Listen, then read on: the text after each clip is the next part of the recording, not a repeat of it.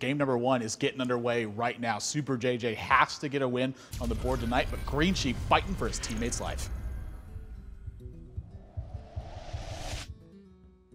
And, well, Green Sheep, you know, I expected a little bit of a different Green Sheep tonight, but I guess it's really no surprise to see him playing something that's, you know, right up his alley in terms of favorite decks. Yeah, but this is the kind of deck I like from him because this is so aggressive. This is probably the most aggressive deck in Hearthstone right now, this and Face Hunter. You know, they're just so over the top. This deck has 1,000,000 1-drops, 1,000,000 2-drops, you know.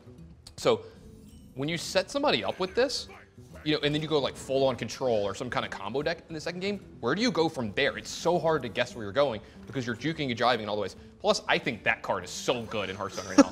Well, I love Divine Favor right now. It's not very good in this matchup, but I totally agree with you. I think it's got a good place in the format right now. And, you know, with 1,000,000 cards in his deck, how many Leper Gnomes is that? So he's got 999,999 left. On the wall, 9,999 Leper Gnomes. You take one down, so you take much 2 to talk damage. about. And just a lonely direwolf to the board. Oh man, that song got really sad really fast. This is a great mustard for battle turn. I mean, you just cannot be looking at a better one. Able to put a damage on this Direwolf Alpha, gets 3 threats on the board so he can utilize this Abusive Sergeant. Is still playing a little bit on curve with a hero power. Like, this is, honestly, this game was looking pretty darn grim because of the way that the turn 1's panned out for each player.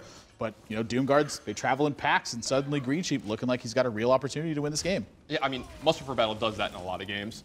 And then, you know, this deck, you can see it just builds on its own minions so well. And he's going to be able to trade up one of his Abusive Sergeants here if he wants, or just get in a bunch of extra damage. That's what I would be doing. Yeah, I think he's pushing damage here because he's got this Blessing of Kings and a True Silver Champion in his hand. This matchup, it's a pure race. So it's all about just getting in all the damage you can. You know, he won't pass up a really good trade, but it's so hard to take any of them because all of that, all the onus of trading is on Super JJ. Yeah, this turn was a little bit peculiar though. You know, did have an opportunity to Blessing of Might and use the Light's Justice to pick off the Imp. It does make a pretty big sacrifice in this one, and clearly he's taken the stance of damage at this point. I just don't think you can do that. It's not what the cards are designed to do, and again, this one's all about race. Super JJ doesn't have a ton of ways to super punish Green Sheep here for doing these kinds of plays. You know, he doesn't have a lot of AoE effects, so Green Sheep can, you know, just keep pushing damage, and he gets him in these spots where Super JJ has to take care of his board. Yeah, Iron Beagle, pretty darn good draw. This is looking like it had to be Doomguard otherwise. But now gets to squeeze in a life tap. Implosion, that's a very key card in this matchup. And, you know, without this sequence of draws, I think you're looking at a pretty grim game for Super JJ. Yeah, without this sequence of draws, Green Sheep was going to run away with it, and there's still a chance that he does it. His hand is great. Woo, Nelly. Yeah, he picks up a Consecration here if he wants to do that. See, now he's got to do a lot of math because he has True Silver Champion, Arcane Golem. Arcane Golem plus Blessing of Might is 4 mana, 7 damage. That's better than Leroy Jenkins. Yeah, and that's probably in this deck as well. That's better than old Leroy Jenkins. Yeah.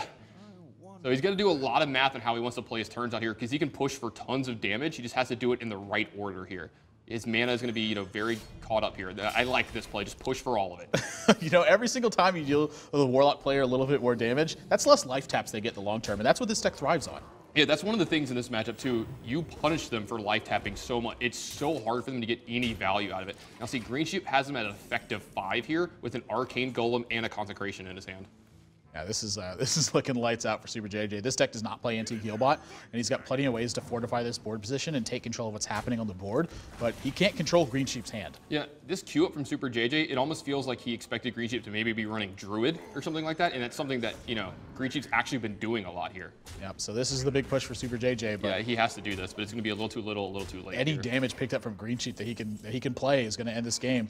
But, you know, even just the Arcane Golem, you know, here's your Wild Growth, dude. You're set at 1 life. Good luck. Yeah. Yeah, it doesn't actually put him up into 9 mana either. If this were turn 7, I think Green Sheep would hold on to the Arcane Golem, you know, not giving him the Mal'Ganis as an out. But then you give him Defender of Argus as an out. You know, that's actually the same spot that Osaka was in earlier this season. He got punished for it. But, you know, you got to play the numbers on that one. Yeah, Green Sheep going upstairs. He's just been attacking face the entire time. He's been picking off key 1/1s, but nothing else outside of that. Yeah, Voiterra not going to get it done. You're going to see Green Sheep take home an easy game 1 here. 15 points of damage available. So close. in this game, and Super JJ is going to fight through this one anyway. You know, Green Sheep still does have to have a point of damage after I mean, this. yeah, they do have dead cards. You know, they do have cards like Divine Favor, and he's like, maybe his hand's double Divine Favor here, and then he just draws like Argent Squire, you know? Definitely a possibility. You got to play it out, especially since Super JJ is fighting for his season here. Yeah, but you have to take every single edge you can get. And so at 1 life, you know, obviously not comfortable, but hope is what he's got. And Green Sheep, Consecration and Justice going to bring this one home. Oh, yeah. Boom, even an Iron Beak Owl. Take Yeah. that, Void Terror. I love this deck, this Paladin deck. It's so good. It's just so Green Sheep, too. Oh, yeah. It's Green Sheep in a nutshell. It's like this is who Green Sheep is. he just carries around a Light's Justice in real life. Oh, yeah. You know, just whacking people with it as he walks down the street. It's probably what got him through Valencia, you know, last week.